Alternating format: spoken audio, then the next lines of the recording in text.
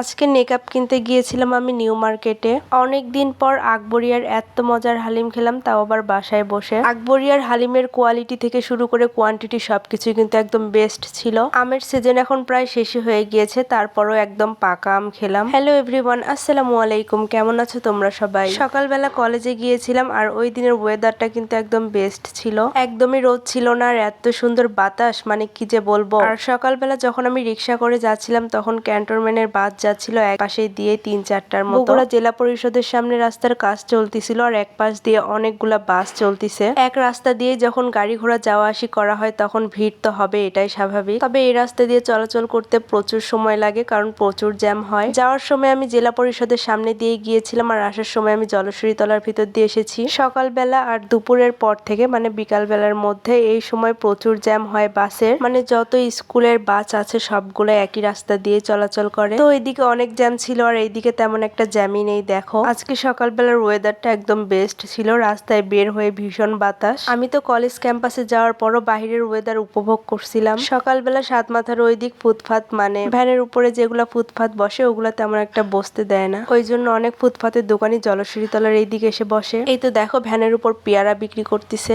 এইগুলা দোকানি কিন্তু সাত মাথার ওই দিকে বসে। আমি অনেক সময় রিক্সা করে যাই, আবার অনেক সময় হেঁটে হেঁটেও যাই। সময় সুযোগ করেই সবকিছু করি, কারণ সময় থাকলে হেঁটে হেঁটেও যাই, আবার অনেক সময় রিক্সা করে যাই। কিন্তু আজকে রিক্সায় গিয়েছিলাম। তো কলেজে আসার পর 2 তলায় বারান্দায় সব ফ্রেন্ডেরা বসে গল্প করতেছিলাম। কলেজে যখন ফ্রেন্ডেরা একসাথে হয় তখন তো আড্ডা ছাড়া আর কোনো কাজই নাই। এর মধ্যে অনেকদিন হলে কলেজে আমার যাওয়া হয়নি, তাই সব গল্পই করে নিচ্ছিলাম। তো কলেজে ক্লাস করার পর গল্প গুজব করার পর সবাই যার যার মতো বাসায় চলে যাচ্ছিলাম। তো যাওয়ার সময় সব ফ্রেন্ডেরা মিলে ডিসাইড করলাম যে চল আজকে মার্কেটে যাই, মার্কেটে যেয়ে কিছু নেকআপ কিনবো। অন্য সময় একা একা তেমন একটা মার্কেটে আসা হয় না। টুকিটাকি কিছু জিনিস কিনার থাকলে আমরা কলেজ থেকে এসে কিনে নিয়ে যাই, মানে কলেজ শেষ করার পর কেনাকাটা শেষ করে বাসায় চলে যাই। তো আমরা রিক্সা করে যাচ্ছিলাম, কারণ তাছাড়া বাসায় যেতে যেতে লেট হয়ে যাবে। তো রিক্সা উঠেই আর কি হলো, দেখো কি পরিমাণ জ্যাম। আর দুপুরের দিক এইরকম জ্যামই লেগে যায় রাস্তায়। তো অবশেষে নিউ মার্কেটে চলে আসছি। এখানে আমি নেকআপ দেখতেছিলাম। নেকআপ গুলোর কোয়ালিটি অনেকগুলার ভালো ছিল, আবার অনেকগুলার ভালো ছিল না। এখানে সুন্দরভাবে আমাকে নেকআপ গুলা দেখাচ্ছিল। তো কয়েকটা দোকান দেখার পর একটা দোকানের নেকআপ ভীষণ পছন্দ হয়েছিল, তো ওই দোকান থেকেই কিনে নিয়েছিলাম। আমি তেমন একটা মার্কেটে দেরি করিনি, নেকআপ কিনে একদম বাসায় চলে আসছিলাম। তাছাড়া বাসায় যেতে দেরি হয়ে যেত।